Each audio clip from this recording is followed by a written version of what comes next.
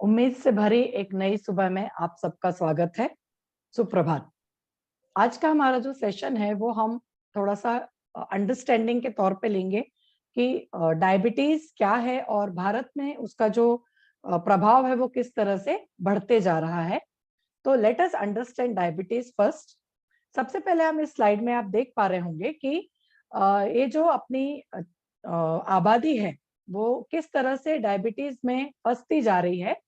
तो और ग्लोबली ये जो डायबिटीज का जो ये है प्रभाव बढ़ते जा रहा है। तो जैसे यहाँ पे आप इस चार्ट में देख पा रहे होंगे सब लोग कि चाइना की पॉपुलेशन और इंडिया की पॉपुलेशन में ज्यादा फर्क अब बच नहीं गया है।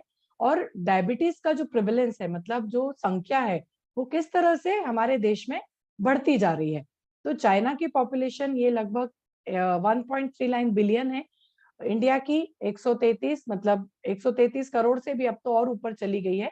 लेकिन उसमें से जो परसेंटेज आप यहाँ पे देख सकते हो, तो चाइना की पॉपुलेशन और इंडिया की पॉपुलेशन का परसेंटेज लगभग सेम आ रहा है। मतलब 11.2% जो इंडिया की पॉपुलेशन है वो डायबिटीज से बढ़ती जा रही है। The burden of diabetes is high and increasing globally. तो ग्लोबली तो ये बढ़ ही रहा है, उसके साथ साथ हमारे भारत देश में इसमें बहुत सारे ऐसे कारण जुड़ते जा रहे हैं जो कि डायबिटीज को बढ़ाने में बहुत ज्यादा काम कर रहे हैं। अब ये कौन कौन से कारण हैं, जैसे कि ओवरवेट हो गया, ओबेसिटी हो गया, और तीसरा सबसे और महत्वपूर्ण कारण है वो है अनहेल्दी लाइफस्टाइल। इसीलिए यहाँ पे बोलते हैं 11% 2% अर्बन एरियाज, मतलब शहरी भागों में जिस तरह की लाइफस्टाइल आजकल बढ़ती जा रही है, अनहेल्दी लाइफस्टाइल, वो धीरे धीरे धीरे धीरे डायबिटीज में कन्वर्ट होते जा रही है। तो ऐसा एस्टिमेट किया जा रहा है कि 2019 तक 77 मिलियन यानी 7.7 करोड़ लोग डायबिटीज से ग्रसित थे। लेकिन धीरे धीरे ये बढ़ते बढ़ते ये संख्या अभी बढ़ती जा रही है। और 2045 तक इसकी संख्या मतलब बढ़ते बढ़ते बहुत ज्यादा हो जाएगी। लगभग 145 से करोड़ से ज्यादा इसकी संख्या बढ़ती जाने वाली है। तो 2045 ये हमारा एक जो हम बोलते हैं ना कि टारगेटेड ये रहेगा। तो इस तरह आप देख सकते हो कि इसकी संख्या कितनी ज्यादा बढ़ती जा रही है और हमें किस तरह से इसको ध्यान देना है। तो इंडिया बोला जाता है कि इंडिया में लगभग 7.7 करोड़, मतलब 77 मिलियन लोग, 11 इंडियन में से एक आदमी इन डायबिटीज का शिकार हो गया है। फॉर्मली डायग्नोज, मतलब जिन्होंने टेस्ट करवाए हैं और जिनका ये डेटा हमें बताता है। तो ये इंडिया जो है सेकेंड मोस्ट अफेक्टेड कंट्री है आफ्टर चाइना। 2020 में according to international diabetes federation ने जब ये पूरा अध्ययन किया तो पाया गया कि 463 मिलियन लोग डायबिटीज वर्ल्ड वाइड हो चुके हैं, और उसमें से 88 मिलियन लोग south Asia east Asia region को बिलोंग करते हैं। और वो 88 मिलियन लोगों में सबसे ज्यादा इंडिया को बिलोंग करते हैं, मतलब 77 मिलियन यानी कि 7.7 करोड़ लोग इंडिया में आज की तारीख में, मतलब 2020 में ये आंकड़ा जो इंटरनेशनल डायबिटीज फेडरेशन ने दिया था, उसमें से 7.5 करोड़ या फिर लगभग 8 करोड़ लोग यह डायबिटीज का शिकार हो चुके हैं। तो कुछ कंट्रीब्यूटर्स हैं, मतलब कौन कौन से रीजंस ऐसे हैं जो डायबिटीज बढ़ाने में कारगर हो रहे हैं या फिर डायबिटीज का ये प्रभाव बढ़ते जा रहा है।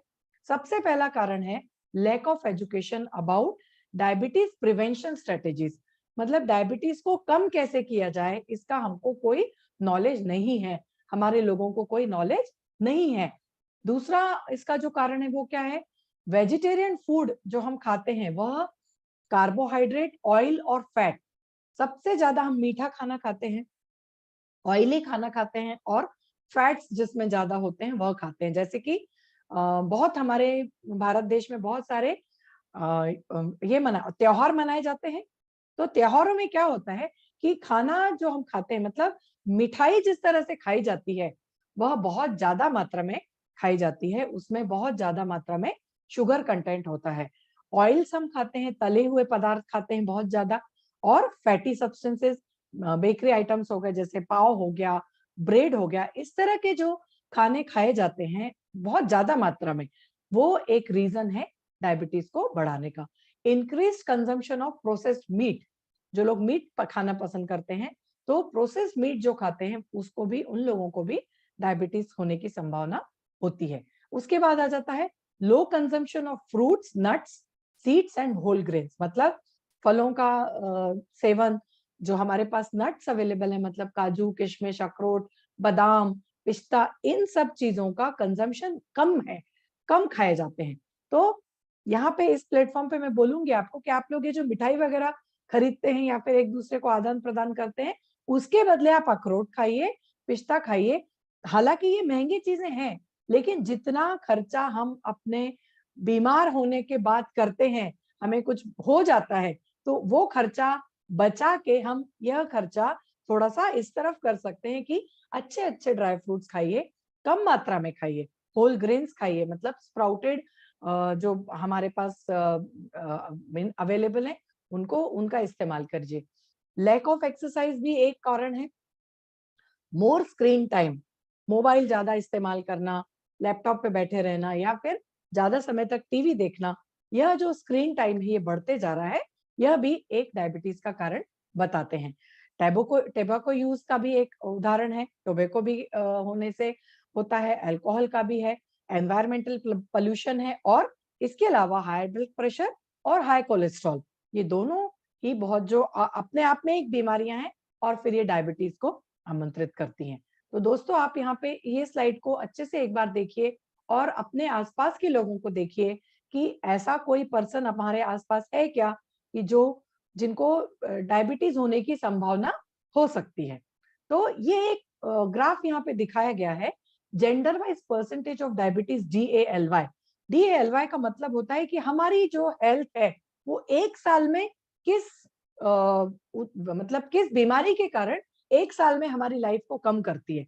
मतलब DALY का मतलब ही है कि एक पर्टिकुलर साल में, एक साल में हमारी एक हेल्थ के कारण हमारा एक साल कैसे कम हो गया। यह तो जेंडर वाइज परसेंटेज जो है। अब इसमें बहुत सारे फैक्टर्स हमें दिख रहे हैं। इसमें सबसे ज्यादा जो फैक्टर कौन सा है, वो है high BMI, high metabolic index, जो कि हम अभी 2-3 दिन पहले जो हमने बात की थी कि यदि आपका वजन ज्यादा है, तो फिर यदि वजन ज्यादा है तो आपका, या फिर आपका मेटाबॉलिक रेट ज्यादा है, BMI इंडेक्स ज्यादा है, तो यह आपको पॉसिबिलिटी है कि मतलब 34% ये मेल्स के लिए है और 37% महिलाओं के लिए है। डाइटरी रिस्क पे भी आप यदि हो, बहुत ज्यादा तला हुआ खाते हो, बहुत मीठा खाते हो, तो डाइट में अपने आप में सुधार लाइए, जिससे आपका डायबिटीज को आप कंट्रोल कर सकेंगे। टोबैको में भी ये रिस्क है। ऑक्यूपेशनल एक्सपोजर, कुछ स्ट्रेस वाली चीजें होती हैं जिसके कारण भी डायबिटीज इंड्यूस हो सकता है। लो फिजिकल एक्टिविटी है, वहां पे भी पॉसिबिलिटी है। अल्कोहल कंजम्पशन से भी 2%, दो ऐसे लोगों को देखा गया है जिनको डायबिटीज की होने की संभावना एक साल में। तो ये जो आंकड़े हैं ये एक साल का डेटा दिखाते हैं कि एक साल में यदि आपने अपने आप को ठीक नहीं किया, तो फिर अगले साल, वो साल जो है आपका, वो हेल्थ वाइज ये खराब जाएगा। तो इस बात पे ध्यान देने की आवश्यकता होती है। अब डायबिटीज है क्या? डायबिटीज जो है वो 3 तरह के बोले गए हैं, टाइप 1 डायबिटीज, टाइप 2 डायबिटीज और जेस्टेशनल डायबिटीज। तो टाइप 1 और टाइप 2 ज्यादा इंपॉर्टेंट है, उनमें से भी टाइप 2 ज्यादा जरूरी है, क्योंकि टाइप 1 डायबिटीज जो है, इसमें क्या होता है कि हमें सबको पता है कि डायबिटीज में क्या हो गया। नॉर्मल तौर पे देखा गया है कि जब आपका शुगर आपके रक्त में बढ़ जाता है, शर्करा रक्त में बढ़ जाती है, तो उसको बोला जाता है कि आपको डायबिटीज या फिर हाइपरग्लाइसीमिया हो गया। तो पैंक्रियाज जो हमारे चयापचय यानी डाइजेस्टिव सिस्टम का एक ऑर्गन है, जब पैंक्रियाज इंसुलिन प्रोड्यूस नहीं कर पाता, तब उसको बोलते हैं टाइप 1 डायबिटीज। मतलब ये एक ऑटो इम्यून डिसऑर्डर है। जैसे कि मैंने आपको कल भी बताया था, ऑटो इम्यून डिसऑर्डर का मतलब है जब आपका शरीर आपके, मतलब जब आपकी इम्यूनिटी या फिर आपका शरीर आपके ही खिलाफ काम करता है, कुछ ऐसी कोशिकाएं बन जाती हैं जो कि आपके शरीर के फंक्शनिंग के खिलाफ काम करती हैं। तो पैंक्रियाज का क्या काम है? इंसुलिन का प्रोडक्शन। तो टाइप 1 डायबिटीज में इंसुलिन का प्रोडक्शन नहीं होता, यह किसी रीजन के कारण होता है, जो कि इसको बोला जाता है ऑटो इम्यून डिसऑर्डर। दूसरे टाइप का डायबिटीज है वो क्या है? Type 2 diabetes. नॉर्मल तौर पे देखा गया है कि जो इंसुलिन है वह ग्लूकोज को कन्वर्ट करती है, मतलब ग्लूकोज को कलेक्ट करके ग्लाइकोजन में बदलती है। मतलब इंसुलिन यदि नहीं बना तो ग्लूकोज का अपटेक कम हो जाएगा और ग्लूकोज जो है हमारे रक्त नलिकाओं में ज्यादा मात्रा में रहेगा। नॉर्मल तौर पे क्या होता है, जो भी हम खाना खाते हैं अल्टीमेटली वो ग्लूकोज में कन्वर्ट होता है। तो जितना ज्यादा ग्लूकोज आपके शरीर में रहेगा, अच्छी मात्रा में रहेगा, आपको उतनी ही एनर्जी मिलती जाएगी। लेकिन यदि ग्लूकोज ज्यादा हो गया, तो ग्लूकोज क्यों ज्यादा हो जाता है? क्योंकि इंसुलिन जो है वह ग्लूकोज का अपटेक नहीं कर पाता, और यदि इंसुलिन कम हो गया तो ग्लूकोज ज्यादा हो जाएगा, which leads to higher blood sugar levels. तो ये एक तरह का जो डायबिटीज है, यहाँ पे आप देख सकते हो टाइप 2 डायबिटीज 90% होता है और टाइप 1 डायबिटीज ये सिर्फ 10% लोगों में पाया जाता है। और टाइप 2 डायबिटीज ये हमारी लाइफस्टाइल जो है उसके ही कारण हो रहा है, और टाइप 1 डायबिटीज जो है ये ऑटो इम्यून है, क्योंकि कुछ मेल फंक्शनिंग हमारे शरीर में नेचुरली हो जाती है, जिसके कारण टाइप 1 डायबिटीज हो सकता है। जेस्टेशनल डायबिटीज नॉर्मल तौर पे मतलब कई महिलाएं ड्यूरिंग प्रेगनेंसी डायबिटीज डेवलप हो जाता है उनको, उसको बोलते हैं जेस्टेशनल डायबिटीज। और एक होता है प्री डायबिटीज, जो कि नॉर्मल तौर पे यदि इंसुलिन बनता है लेकिन उसका इस्तेमाल हमारा शरीर नहीं कर पाता, तब उसको बोलते हैं प्री डायबिटीज। तो टाइप 1 टाइप 2 ये दोनों इंपॉर्टेंट हैं। उसमें भी सबसे ज्यादा इंपॉर्टेंट क्या है? टाइप 2 डायबिटीज, मतलब body insufficient insulin secretion for blood glucose regulation. तो यहाँ पे हम सिम्टम्स क्या क्या देखेंगे? दोनों ही टाइप के डायबिटीज में कुछ सिम्टम्स रहते हैं। सबसे पहला सिम्टम है, आप हमेशा भूख, मतलब इंसान को हमेशा भूख लगती है, हमेशा ऐसे लगता है कि कुछ मैंने खाया ही नहीं है, तो always hungry. Second, unexpected weight loss, अचानक से वेट कम होना, यह भी एक डायबिटीज की होने की निशानी है। नम्ब और टिंगलिंग हैंड या फिर हैंड और फीट, मतलब हमारे जो हाथ और पैर हैं ये कभी कभी नम्ब हो जाते हैं, जैसे बोलते हैं ना कि मूंगी लग गई या फिर हाथ में सेंसेशन कम हो गया, उसको बोलते हैं नम और टिंगलिंग हैंड्स इन हाथ और पैरों में। फ्रीक्वेंट यूरिनेशन, बार बार यूरिनेशन को जाना पड़ता है, बार बार पेशाब करने को जाना पड़ता है। सेक्सुअल डिसऑर्डर कुछ डेवलप हो जाते हैं। एक्सट्रीम फटीग, हमेशा थका हुआ महसूस करना, और हमेशा ऑलवेज थर्स्टी, हमेशा आपको प्यास लगती है। तो ये कुछ सिम्टम्स हैं जो कि डायबिटीज को दर्शाते हैं। इसके बाद डायबिटीज होने की वजह से क्या क्या कॉम्प्लिकेशंस हो सकते हैं वो हम देखेंगे। सबसे पहला जो कॉम्प्लिकेशन है वो है जो हमारी वुंड्स है, यदि कोई जख्म हो जाती है तब वो उसका जो हीलिंग है या फिर वो जल्दी से ठीक नहीं होते, वुंड्स जो हमारे जल्दी से ठीक नहीं होते, वह सबसे ज्यादा कॉम्प्लिकेटेड हो जाते हैं। पेरिफेरल न्यूरोपैथी है, सेरेब्रोवास्कुलर डिसीज, मतलब मस्तिष्क से रिलेटेड जो कुछ बीमारियां होने लगती हैं, मतलब जो रक्त पुरवठा है हमारे मस्तिष्क का वो अफेक्ट होता है।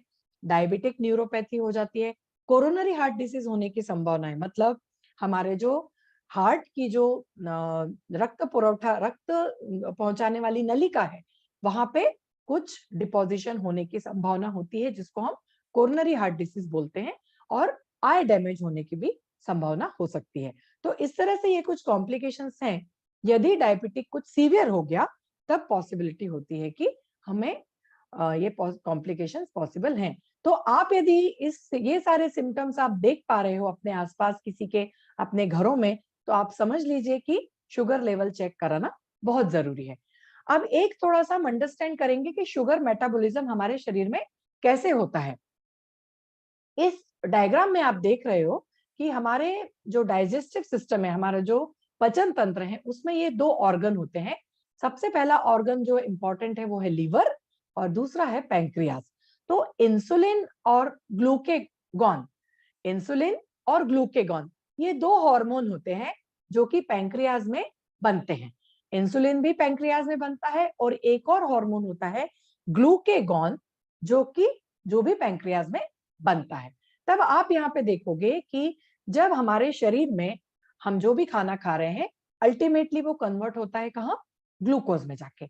अब इंसुलिन का जो क्या काम है, इंसुलिन जो है यह ग्लूकोज को ब्लड से लेता है। यदि ग्लूकोज ज्यादा होता है ब्लड में तो यह ग्लूकोज को ब्लड से लेता है और ग्लाइकोजन में कन्वर्ट करता है।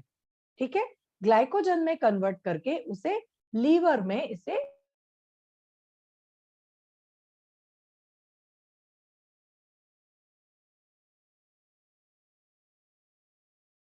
ग्लूकोज में, मतलब इंसुलिन का काम है ग्लूकोज को कन्वर्ट करना ग्लाइकोजन में, और ग्लूकेगॉन का काम है ग्लाइकोजन को कन्वर्ट करना ग्लूकोज में। मतलब आपका यदि ग्लाइकोजन ब्लड ग्लूकोज लेवल यदि कम हो जाता है तो इमीडिएटली ग्लूकेगॉन हार्मोन स्टिमुलेट होता है और ग्लाइकोजन को ब्रेक डाउन करता है ग्लूकोज में। जब आपका ग्लूकोज ज्यादा हो जाता है तो इमीडिएटली इंसुलिन स्टिमुलेट होता है और ग्लूकोज का अपटेक करके उसको ग्लाइकोजन में कन्वर्ट कर देता है। तो ये जो प्रक्रिया है ये कंटिन्यूअसली यदि आपका पाचन तंत्र सही चल रहा है तब आप बोल सकते हो कि यस, मेरा ग्लूकोज का और ग्लाइकोजन का लेवल सही चल रहा है। नॉर्मल तौर पे यदि इंसुलिन की कमतरता हो गई तो क्या होगा? ब्लड ग्लूकोज का जो है वह बढ़ते जाएगा। यदि हमारे बॉडी में 70 मिलीग्राम पर डेसीलीटर, डेसीलीटर का मतलब है 100 ml, तो 70 ग्राम पर 100 ml की रिक्वायरमेंट होती है। यदि 70 मिलीग्राम पर 100 ml ब्लड हमारे ग्लूकोज हमारे ब्लड में है तो उसको बोलेंगे कि आपका शुगर लेवल मेंटेन्ड है। यदि आपकी ये जो मात्रा है 70 से ऊपर चली गई, 70 से नीचे है तो उसको बोलेंगे हाइपोग्लाइसीमिया। 110 है तब तक भी उसको नॉर्मल बोला जाता है। 2 से 3 घंटे आपने यदि कुछ खाया है तो 2 से 3 घंटे इसकी मात्रा 110 हो सकती है। इसीलिए नॉर्मल तौर पे देखा गया है कि जब शुगर का ये ग्लूकोज इसका डायबिटीज का टेस्ट कराते हैं या फिर शुगर का टेस्ट कराते हैं तो दोनों कराते हैं, मतलब फास्टिंग भी और नॉन फास्टिंग भी। इसीलिए डॉक्टर जो है आपको व्हेन यू आर फास्टिंग तो तब उसकी जो मात्रा है वो 70 से 110 होनी चाहिए। इवन यू हैव ईटन, आपने यदि खाना खाया भी है तो आपका ग्लूकोज जो है 180 से कम रहना चाहिए। 180 से यदि हम मात्रा कम बढ़ी चली गई, बढ़ गई तो उसको बोलेंगे हाइपरग्लाइसेमिया। इसका मतलब है too much glucose in the blood, जरूरत से ज्यादा आपके जो ग्लूकोज है वो आपके रक्त में है। इसका मतलब है आप डायबिटीज की तरफ मुड़ रहे हो। तो नॉर्मल तौर पे देखा गया है कि ये जो है इसको बोलते हैं ग्लूकोज टॉलरेंस, कितना आप टॉलरेट कर सकते हो। ग्लूकोज टॉलरेंस लेवल है, एक शुगर वाटर ड्रिंक आता है उसको यदि आपका शरीर मतलब उतना इंसुलिन यदि बन गया, उसने कंज्यूम कर लिया आपके ग्लूकोज को, तब आप बोलेंगे कि आपका ग्लूकोज टॉलरेंस लेवल अच्छा है। लेकिन यदि 180 से यदि पहुंच गया, 180 की मात्रा से यदि ऊपर पहुंचता है तो फिर आप हाइपरग्लाइसेमिक हो जाते हो, या फिर बोल सकते हैं कि ग्लूकोज हमारे शरीर में हमारे रक्त में ज्यादा चला गया। तो अब जैसे आपने देखा इन सब वजहों के कारण आप पूरा जो है ये बढ़ते जा रहा है। तो ग्लोबली जो है ये पिक्चर कुछ ठीक नहीं है। लोअर और मिडिल इनकम जो कंट्रीज लाइक इंडिया, मतलब लोअर क्लास मिडिल क्लास की जो फैमिली है वहां पे भी यदि ये बढ़ते गया, सिग्निफिकेंटली बढ़ते जा रहा है, कुछ पिछले कुछ सालों में, पिछले कुछ दशकों में यह बढ़ते जा रहा है। और यदि हमने अर्ली डायग्नोसिस ऑफ डायबिटीज नहीं किया, कुछ कॉम्प्लिकेशंस हमारे जो दिखते हैं उनको भी स्क्रीन करना चाहिए, उनकी भी जांच करानी चाहिए। और ऑप्टिमल थेरेपी जो है, मतलब जो भी थेरेपी हमारे हेल्थ केयर सिस्टम में मौजूद है उसकी हमें जांच मतलब इस्तेमाल शुरू कर देना चाहिए, जो कि प्राइमरी प्रिवेंशन है। मतलब प्री डायबिटीज, यदि नॉर्मल तौर पे क्या होता है कि यदि शुगर लेवल ज्यादा दिख रहा है, आप हाइपरग्लाइसेमिक दिख रहे हो, तो संभावना है कि आप प्री डायबिटीज में आ गए हो। तो यदि प्री डायबिटीज है तो यदि प्राइमरी प्रिवेंशन यही होता है कि आप प्री डायबिटीज में यदि आ गए तब आप समझ लीजिए कि आपको आगे जाके डायबिटीज हो ज्यादा, आप उसकी तरफ बढ़ते जा सकते हो। So let us find solution with Dhanvantari Madhuneel Amrit churna. Madhuneel Amrit चूर्ण जो कि क्या है, एक ट्रेडिशनल आयुर्वेदिक सप्लीमेंट है। आयुर्वेदिक सप्लीमेंट का मतलब है कि यह आपके डायबिटीज को आयुर्वेदिक तरीके से यह आपके डायबिटीज को मैनेज करने वाला है। मतलब किस तरह से आपका शुगर लेवल, जो आपकी शक्कर आपके ब्लड में ज्यादा हो गई है, तो वो कैसे धीरे धीरे इसको कम करेगा। इसका क्या मतलब है, आपको अपनी ब्लड शुगर मेंटेन रखनी है, कम भी नहीं करनी और ज्यादा भी नहीं बढ़ानी। तो अपना जो मधुनील अमृत चूर्ण है, यह कैसे मैनेज करेगा। इसके जो इंग्रेडिएंट्स हैं वो इतने, मतलब बोलेंगे कि इस तरह से उनका समागम किया गया, इस तरह से उनको सिनर्जिक इफेक्ट दिया गया है। हमारा जो मधुनील अमृत चूर्ण है उसमें आप देखोगे, उसमें कटुका है, कालमेघ है, कुड्जा रूट है, नीम है, गुड़मार है, बिटर गोर्ड मतलब करेला है, जामुन है, जामुन के बीज इस्तेमाल किए गए हैं, डेविल ट्री है, मामे जीवा जो कि बहुत ही इफेक्टिव है डायबिटीज के लिए, और काला जीरा। अब ये जितनी भी आयुर्वेदिक औषधियां हैं, यह क्या करती हैं, ट्रेडिशनली तौर पे, मतलब आयुर्वेद का एक मूल मंत्र क्या है, आपके जो भी मतलब सिम्टम्स हैं या फिर जो भी बीमारी है उसको ये जड़ से निकालने में सहायता देता है। तो यदि आपको लगता है कि आप प्री डायबिटिक हो या आपके आसपास कोई जिसका शुगर लेवल थोड़ा बढ़ गया है, तो उसको जरूरी है कि आप मधुमेह अमृत चूर्ण का इस्तेमाल शुरू कराइए, क्योंकि यह मैनेज करने वाला है, इससे कोई भी साइड इफेक्ट होने वाला नहीं है। तो हम एक एक करके देखेंगे कि यह किस तरह से आपका को सहायता देता है, इसके क्या क्या बेनिफिट हो सकते हैं।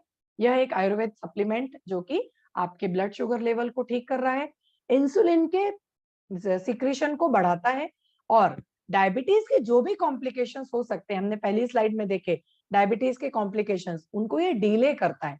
ऐसा नहीं कि मतलब पूरी तरह से डायबिटीज का कॉम्प्लिकेशन ठीक हो जाएंगे, लेकिन एटलीस्ट उनको डिले करता है। तो इसका डोज क्या है, 1 चम्मच आपको ब्रेकफास्ट के पहले सुबह खाना है, और 1 चम्मच रात के खाने के पहले इसको लेना है, और साथ में अपनी जो शुगर है उसकी मॉनिटरिंग करते जानी है, तो आपको इसका डोज भी एडजस्ट किया जा सकता है।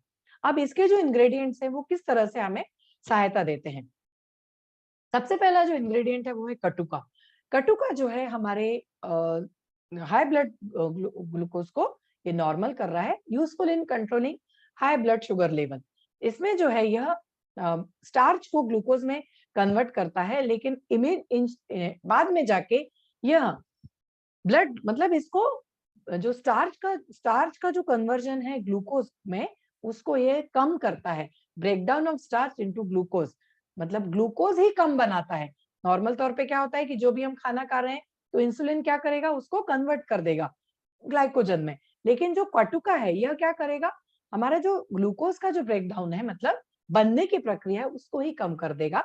तो लो ब्लड शुगर लेवल, आपका जो ब्लड शुगर लेवल है वो कंट्रोल में रहेगा। इसके बाद क्या है, कालमेघ, ये की बहुत इंपॉर्टेंट जड़ी बूटी है।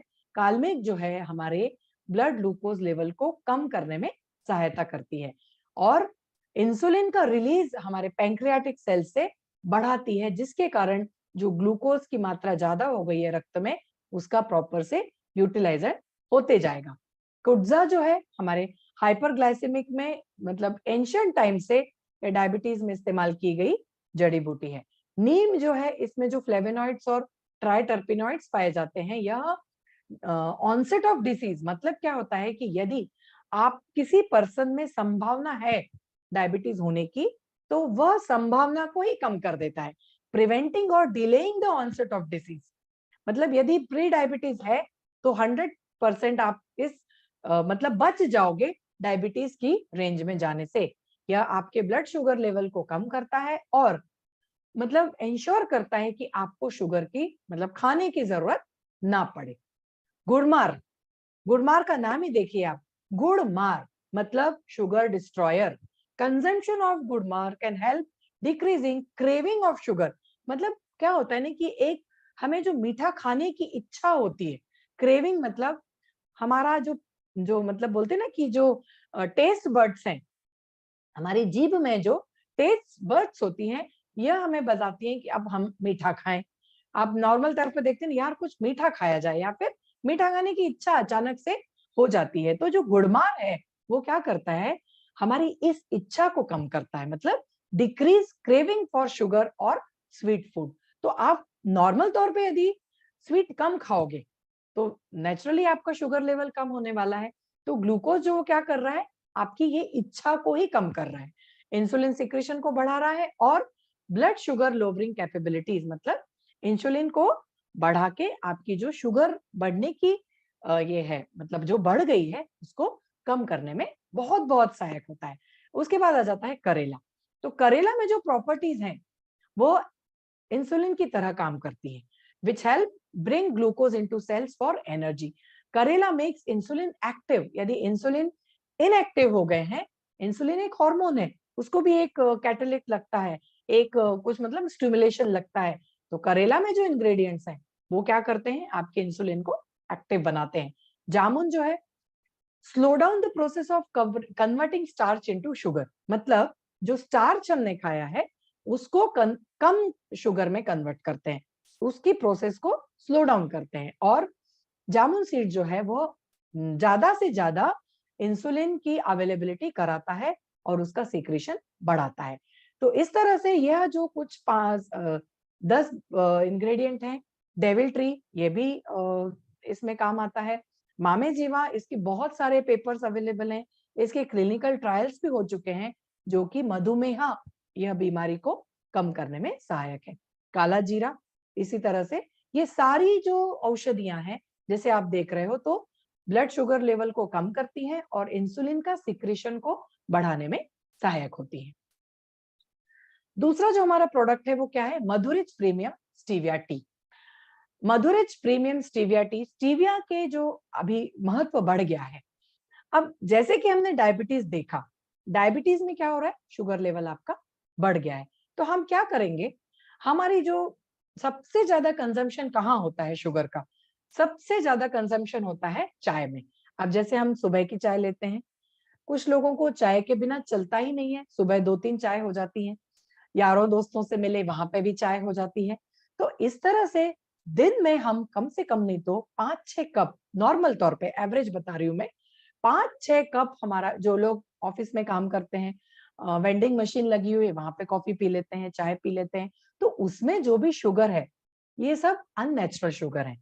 वो जो शुगर है वो नेचुरली हमारे शरीर की जो शुगर की मात्रा है, हमारे रक्त में शर्करा की मात्रा है, वह बढ़ाती ही है। तो नॉर्मल तौर पे हम क्या करते हैं कि फिर यदि हमें डॉक्टर ने बोला कि आपको डायबिटीज हो गया है, आपको हाइपरग्लाइसेमिक हो गए हो, तो हम क्या करते हैं, अपनी शुगर पूरे से कट डाउन कर देते हैं। तो वो भी अच्छा नहीं लगता फिर, कि जिनको मीठा खाने की बहुत आदत है वह क्या करे। तो चाय में हमें क्या करना है, मधुरिच प्रीमियम स्टीविया टी, जो कि हमारी प्रीमियम स्टीविया टी है, उसका इस्तेमाल शुरू करना है। तो चाय के बदले, जो हम नॉर्मल चाय पीते हैं उसके बदले हमें मधुरिच प्रीमियम स्टीविया टी का इस्तेमाल करना है। चलो हो जाए बिना शक्कर मीठी चाय, sugar free sweet tea. Madhurich stevia tea is perfectly balanced mix that can be used to rejuvenate your body. मतलब हाइपरग्लाइसेमिक भी यदि आप हो गए हो तो भी आप इस मधुरिच प्रीमियम स्टीविया टी का इस्तेमाल कर सकते हो। नॉर्मल तौर पे देखा है कि बहुत सारे स्वीटनर अवेलेबल हैं मार्केट में। आपको यदि डायबिटीज बताया, आपको हाइपरग्लाइसीमिया बताया, तो आप नॉर्मल तौर पे क्या हो जाता है, फिर कुछ स्वीटनर इस्तेमाल होने लगे हैं, आर्टिफिशियल स्वीटनर। तो जो आर्टिफिशियल स्वीटनर है सबसे ज्यादा इस्तेमाल होता है सुक्रालोज और एस्पार्टेम, सैक्रिन। ये जो आर्टिफिशियल स्वीटनर है ये पाउच में, छोटे छोटे पाउच में आपको होटल्स में मिल जाएंगे, शुगर फ्री आप बोलते हो उसको, तो वो भी होटल में मिल जाएगा। तो ये जो है यह कैलोरी फ्री अल्टरनेटिव शुगर के तौर पे काम आते हैं।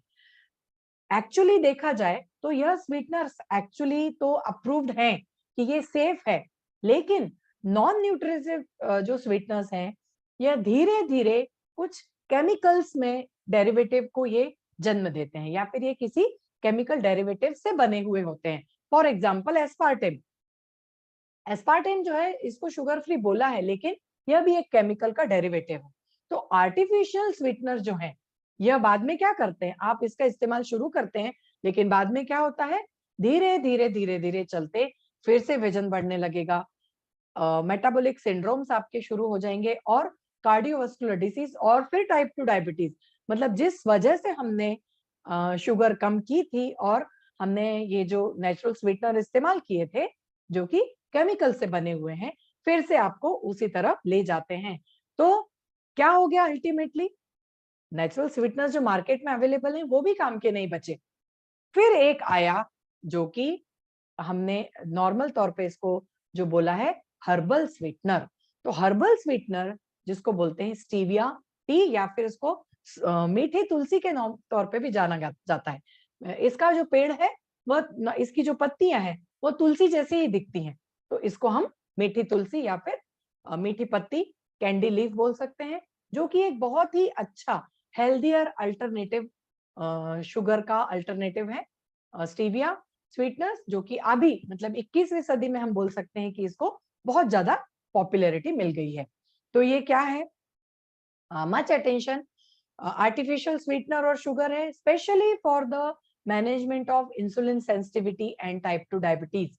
तो अलोंग विथ मधुनील चूर्ण आपको क्या लेना है, स्टीविया टी लेना है। आपकी चाय पीने की इच्छा होती है तो आप स्टीविया टी पीजिए, जो कि आपकी इंसुलिन सेंसिटिविटी को ये मैनेज कर रहा है और टाइप 2 डायबिटीज को भी ये कम करने में सहायक होता है। इसमें क्या है कि ये जो पत्ती है इसमें एक बहुत ही इंपॉर्टेंट इंग्रेडिएंट प्रेजेंट होता है जिसको बोलते हैं ग्लाइकोसाइड।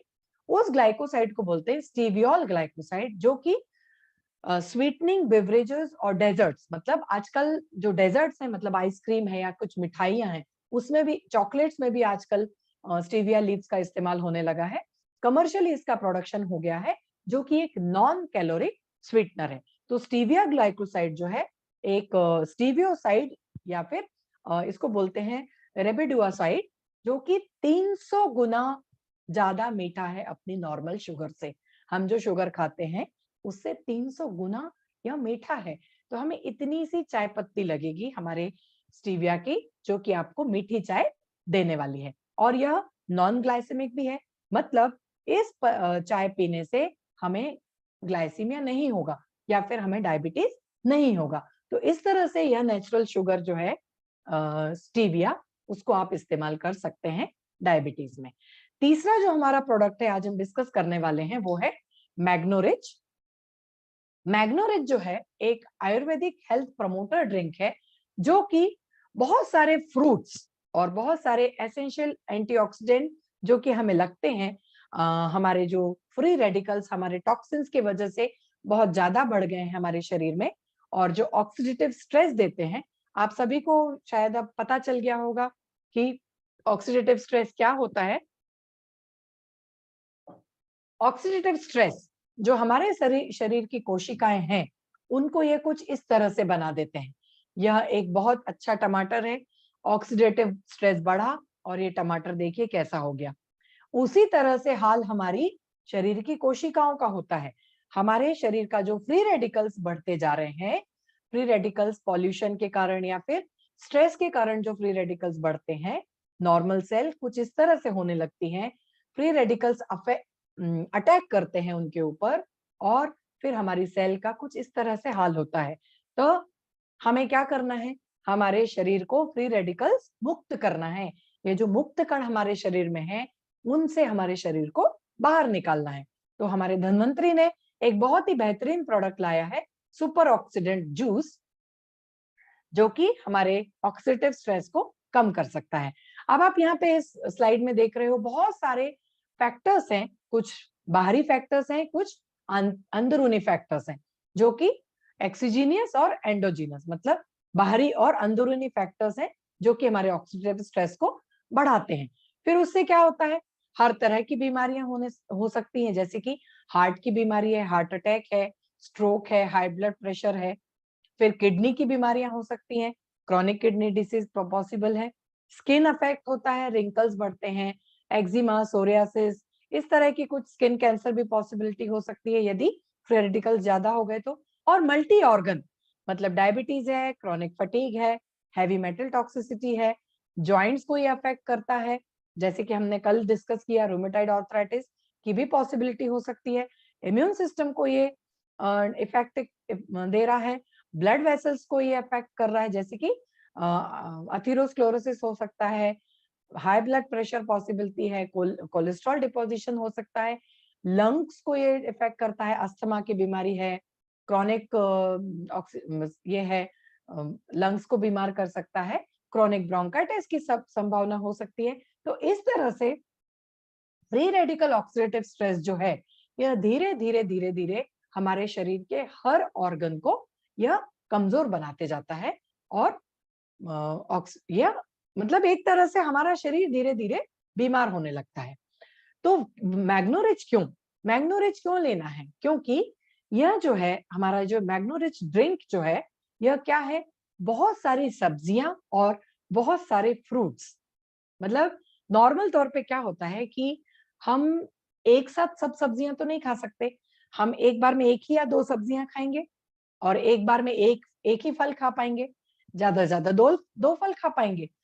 तो अब हम बोलते हैं कि आप सारे फल खाइए, तो सारे फल अवेलेबल भी होना चाहिए, क्योंकि सीजन ही नहीं रहेगा। यदि आम का सीजन है तो आम रहेगा, दूसरे जो फल हैं, हम कुछ कुछ जगहों पे कुछ फल पहुंच भी नहीं पाते, क्योंकि कुछ जो है जैसे स्ट्रॉबेरीज हैं या फिर कुछ अलग अलग तरह की जो बेरीज हैं, वो सब जगह मिल भी नहीं पाती हैं।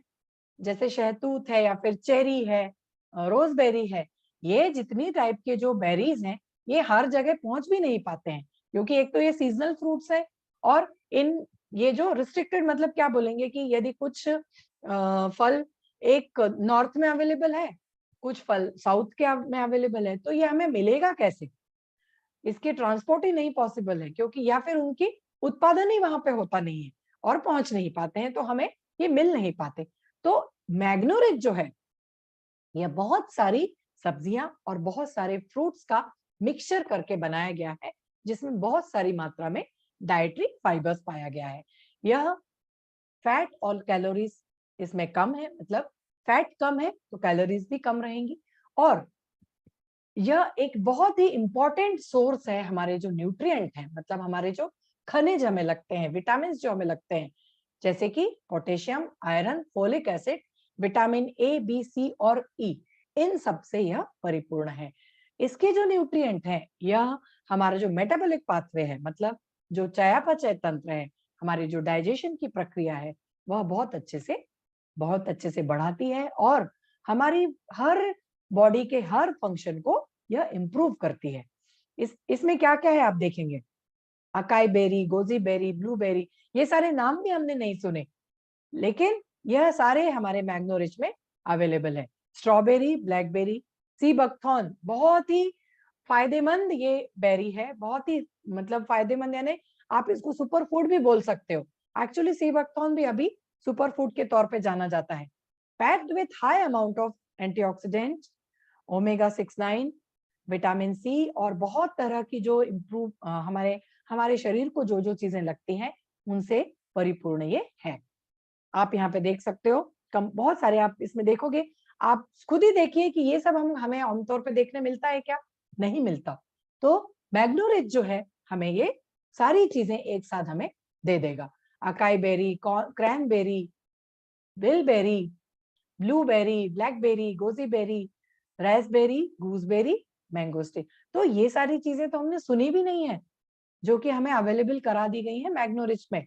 स्ट्रॉबेरी, स्ट्रॉबेरी सबने सुना होगा, मलबेरी भी शायद कुछ लोगों को मालूम होगा, ड्यूबेरी, ये जितनी भी चीजें हैं ना, ये जितनी भी बेरी आप जिसको बोलते हो, यह इसमें सबसे ज्यादा एक जो इम्पोर्टेंट इंग्रेडिएंट रहता है, वो क्या रहता है? लाइकोपीन। ये जो कलर आप देख रहे हो ना, इसमें लाइकोपीन रहता है, कैरोटीनॉइड रहते हैं, जो कि रिच इन एंटीऑक्सीडेंट, मतलब जितनी शरीर में हमारी शरीर को जितने एंटीऑक्सीडेंट की मात्रा चाहिए, वह सारे इन सब फलों में उपलब्ध रहते हैं, जो कि तरह तरह के मतलब कुछ डाइजेशन को इम्प्रूव करते हैं, कुछ कैंसर को प्रिवेंट करते हैं, कुछ हेल्दी बोन्स बनाते हैं, कुछ आर्थराइटिस को कम करते हैं, और इस तरह से हर तरह का जितना भी आप इस स्लाइड्स में देख सकते हो, यह हर तरह से हमारी शरीर में एंटीऑक्सीडेंट के तौर पे काम करके तरह तरह की जितनी बीमारियां हैं उनको कम करने में सहायता देते हैं। दाड़िम मतलब अनार या फिर पोमेग्रेनेट, ये सबको मालूम है 40% सिंगल पोमेग्रेनेट जो है 40% एंटीऑक्सीडेंट की कैपेसिटी रखता है और हमारे विटामिन सी की रिक्वायरमेंट को परिपूर्णता देता है। पाइनएप्पल, ये भी मालूम है सबको, बहुत अच्छा फल है, लेकिन बहुत सारे फल का जो अमलगम है, बहुत सारे फलों का मिश्रण है, यह हमारे मैग्नोरिच इसमें मिला गया है। इससे हमें क्या क्या बेनिफिट्स हैं? सुपर पावर ऑफ एंटीऑक्सीडेंट ये है, यह जितने भी ऑक्सीडेटिव स्ट्रेस हैं इससे लड़ता है और जितनी भी बीमारियां होने की संभावनाएं हैं उसको कम करता है। और अर्ली एजिंग कॉम्प्लिकेशंस, जो भी बढ़ती हुई उम्र के साथ, बढ़ती हुई आयु के साथ जो भी कॉम्प्लिकेशंस होने लगते हैं, बुढ़ापा दिखने लगता है, रिंकल्स दिखने लगती हैं, एजिंग दिखने लगती है, और भी अन्य तरह के जो कॉम्प्लिकेशंस आते हैं, उनको यह कम करने में सहायता करता है और आपको एनर्जेटिक रखता है। सबसे ज्यादा क्या है, हमें ऊर्जा की तो जरूरत है, तो मैग्नोरिच जो है एनर्जेटिक रखता है। तो दोस्तों, नॉर्मल तौर पे हम चाय का सेवन करते हैं एनर्जी के लिए, लेकिन चाय का सेवन क्या कर रहा है? हाइपरग्लाइसेमिक बना रहा है। दूसरे, हम कुछ हेल्थ ड्रिंक जो आजकल मार्केट में अवेलेबल हो गए हैं, उसके इस्तेमाल, वो भी बहुत ज्यादा शुगर से बने हुए रहते हैं। तो शुगर खाने से हमें लगता है कि हमें ताकत मिल गई। शुगर ड्रिंक पीने से, जो मार्केट में बहुत सारे सॉफ्ट ड्रिंक अवेलेबल है जो कि बहुत प्रचलित है, जैसे कि कोको कोला है और भी दूसरे थम्स अप है, बहुत अच्छी अच्छी एडवर्टाइजिंग आती है, बहुत बहुत बड़ी शख्सियत इसे एडवर्टाइज करती है। तो क्या ये जरूरी है कि हम वही ड्रिंक पिए? नहीं, हमें अपने अभी की जो पीढ़ी है उनको जागृत करना है और उनको अच्छे से अच्छे जो ड्रिंक्स हैं हमारे धन्वंतरी ने अवेलेबल करके दिया है, उनको इस्तेमाल करने से हमें बताना है कि कोको कोला हो गया, ये सब बीमारियां फैलाने वाले हैं। तो हमें फलों का जो मिश्रण है, सब्जियों का जो मिश्रण है, उसको पीजिए, जिससे हमें बहुत सारी बीमारियों से निजात दिलाने में सहायता देगा। तो 20 से 30 ml मैग्नोरिच 2 बार दिन में पीजिए, पानी के साथ या फिर किसी जूस के साथ, जो कि आपको बहुत ज्यादा एनर्जी देगा। तो मैं आपसे सभी लोगों से ये मतलब बोलूंगी कि एक बहुत अच्छा जो ड्रिंक हमारे धन्वंतरी ने हमें दिया है, उसका इस्तेमाल आप ज्यादा से ज्यादा कीजिए और अपने साथियों को रिकमेंड करवाइए। बहुत सारे हमें इसके सहायता देगा। मैग्नोरिच एज रिलेटेड डिसऑर्डर से सहायता देगा, अल्जाइमर्स डिजीज में सहायता देगा, कार्डियोवास्कुलर डिजीज में सहायता देगा। तो इस तरह से परिपूर्ण जो है, आप दवाइयों को ना बोलिए और यह मैग्नोरिच इस्तेमाल शुरू कीजिए, जिससे बहुत ज्यादा सहायता हमें मिलने वाली है। इसके बाद हमारा एक प्रोडक्ट है विघ्नहर्ता राइस ब्रेन ऑयल। यह भी कुछ हद तक हमारे हार्ट को बहुत अच्छे से रखने वाला है, कुछ हद तक नहीं। इसमें जितने भी इंग्रेडिएंट्स, मैंने एक चार्ट बनाया है, उस चार्ट में आप जब देखोगे तो आपको समझ में आएगा कि ये विघ्नहर्ता राइस ब्रेन ऑयल कितना जरूरी है, रोजमर्रा के इस्तेमाल के लिए कितना जरूरी है, क्योंकि यह बेस्ट कुकिंग मीडियम है। अब हार्ट हेल्थ फ्रेंडली मतलब हमारे हार्ट में जो भी स्वास्थ्य है, जितनी भी बीमारियां होती हैं फैटी खाने से या फिर तला हुआ खाने से, यह राइस ब्रान ऑयल बहुत इंपॉर्टेंट रहेगा हमारे हार्ट के लिए। बेनिफिशियल फॉर ओवरऑल हेल्थ, इसमें 0 ट्रांस फैट है, इसका जो स्मोकिंग पॉइंट है वो 213 है, और जो हम तला हुआ खाते हैं उसके लिए भी बहुत अच्छा है, डीप फ्राइंग के लिए भी बहुत अच्छा है। यह कम एब्जॉर्ब होता है और हमारा जो फूड है, हम जो खाना इसमें तलते हैं, यह लेस ऑयली होता है। नॉर्मल तौर पे आप देखोगे कि जो भी हम तला हुआ खाना, भजिए तलते हैं, वड़ा तलते हैं, जो भी तलते हैं, उसमें ऑयल बहुत एब्जॉर्ब हो जाता है। लेकिन ये जो विघ्नहर्ता राइस ब्रान है, यह कम एब्जॉर्ब होगा और आपके फूड को लेस ऑयली बनाएगा।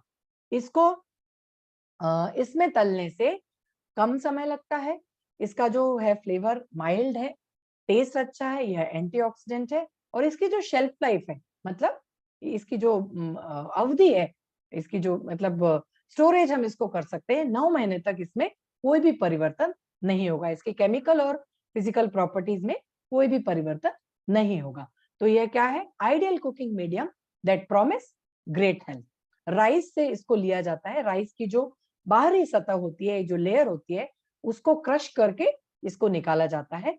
इसके बेनिफिट्स है, न्यूट्रिशनली ये सुपीरियर है, लॉन्गर शेल्फ लाइफ है, 15% कम लगता है, स्टेबल रहता है ज्यादा टेम्परेचर पे भी, बेटर टेस्ट और फ्लेवर देता है, और इसमें एंटीवायरल कैपेसिटी भी है। तो राइस ब्राइन ऑयल जो है, अमेरिकन एसोसिएशन ऑफ हार्ट ने इसको एक हार्ट ऑयल बताया है, जो कि बहुत ही अच्छा है अपनी हार्ट की हेल्थ के लिए, हार्ट रिलेटेड बेनिफिट्स के लिए। क्यों है ये? यह इसमें आप देख सकते हो इतने सारे इंग्रेडिएंट्स हैं। जो भी रेड कलर में आप देख रहे हो, यह इंग्रेडिएंट्स के नाम हैं। 5, 6, 7, 8, 9, 10, 11, 12, 13 इंग्रेडिएंट्स इसमें ऐसे हैं जो कि अपनी हार्ट को डायरेक्टली ये सहायता पहुंचा रहे हैं।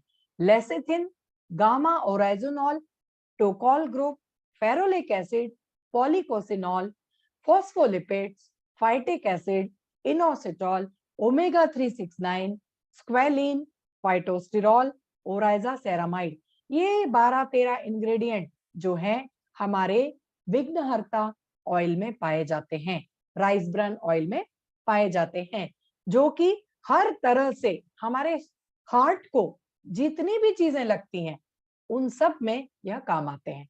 लेसिथिन जो है हमारे ब्रेन को और नर्वस सिस्टम को नरिशमेंट देता है, फैट को डाइजेस्ट करता है, विटामिन ए का एब्जॉर्प्शन बढ़ाता है, हमारे जो लिवर डैमेज हो गया है अल्कोहल के कारण उसको वापस से ठीक करता है।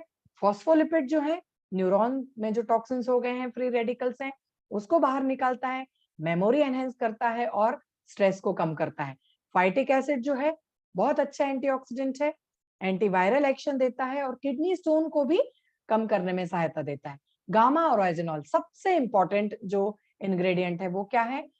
ब्लड कोलेस्ट्रॉल लेवल को ये कंट्रोल करता है। और जो एचडीएल और एलडीएल है, हाई डेंसिटी लिपोप्रोटीन और लो डेंसिटी लिपोप्रोटीन, एचडीएल जो है अच्छा कोलेस्ट्रॉल है और एलडीएल जो है वो खराब कोलेस्ट्रॉल है। तो एचडीएल और एलडीएल के रेशियो को इंप्रूव करता है, इस एसिड के सीक्रेशन को मॉनिटर करता है, इन्फ्लेमेशन कम करता है, ब्लड वेसल्स को क्लीन कर रहा है, ब्लड सर्कुलेशन को बढ़ा रहा है, और जो मेनोपॉज में जो सिम्टम्स आते हैं उनको भी यह कम करता है। और इसके अलावा अल्ट्रावायलेट रेज जो हैं धूप से जो मिलती हैं उनको प्रोटेक्शन देता है, स्किन को प्रोटेक्शन देता है और एक वेल नोन एंटीऑक्सीडेंट है। तो सबसे इंपॉर्टेंट कौन सा इंग्रेडिएंट हो गया? गामा ओराइजिनॉल, जो कि हमारे राइस ब्रान ऑयल में अच्छी मात्रा में उपलब्ध है। उसके बाद है टोकोफेरॉल, यह भी बहुत अच्छा सोर्स है ए, बी, डी और विटामिन का, ब्लड क्लॉटिंग को कम करता है। इनोसिटॉल जो है हेयर ग्रोथ में सहायक है। उसके बाद इसमें है फेरोलिक एसिड, एंटीऑक्सीडेंट प्रॉपर्टीज हैं। ओमेगा 369 अगेन एलडीएल और एचडीएल को एलडीएल को कम करता है और एचडीएल को बढ़ाता है। स्क्वेलिन, फाइटोस्टिरॉल्स, फाइटोस्टिरॉल्स ये नेचुरल स्टिरॉल्स हैं, अलग से स्टिरॉल लेने की जरूरत नहीं है, नेचुरल स्टिरॉल्स हैं इसमें, जो कि एलडीएल को कम करते हैं और हमारी जो कंजेस्टिव हार्ट डिसीजेज हैं, मतलब जितने भी हार्ट रिलेटेड डिसीजेज हैं उनके रिस्क को ये कम करते हैं। बहुत ही इंपॉर्टेंट ये इंग्रेडिएंट है जो कि हमारे विघ्नहर्ता राइस ब्रान ऑयल में अवेलेबल है। तो इस तरह से दोस्तों आप देख सकते हो कि यह जो हमारे जितने भी इंग्रेडिएंट्स हमारे इसमें है राइस ब्रान ऑयल में, यह हमें किस तरह से सहायता देते हैं। ओरेजा सेरामाइड हमारी सेल्स को डिस्ट्रॉय होने से बचा रहा है।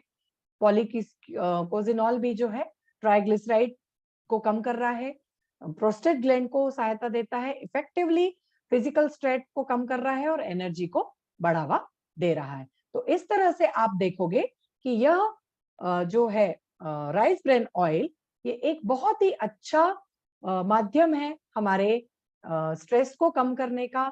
हार्ट में जो जितने भी प्रॉब्लम्स हैं, हार्ट रिलेटेड जितने डिसीजेज हैं, उनको कम करने में ये बहुत बहुत हमें मदद करता है।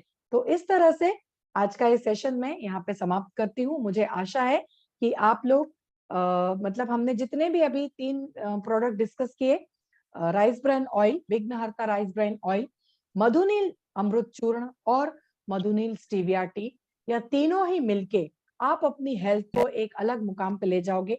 प्री डायबिटीज यदि आपको लगता है कि कुछ लोगों में प्री डायबिटीज है, 110 से ऊपर शर्करा चली गई है, तब आप सोचिए कि आप अपने यह मधुनील अमृत चूर्ण का इस्तेमाल आप कैसे कर सकते हो।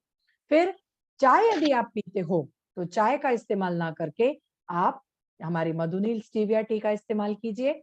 और यदि और भी दूसरा ऑयल आप यदि इस्तेमाल कर रहे हैं तो विघ्नहर्ता राइस ब्रान ऑयल, हमने इतने फायदे देखे।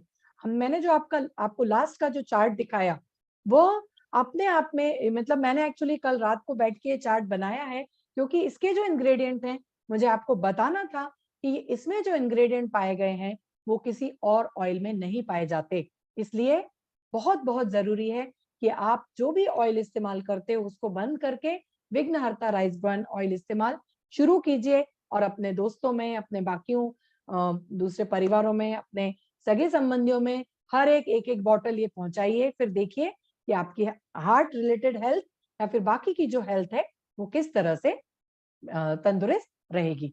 बहुत बहुत धन्यवाद। Thank you very much sir, over to you.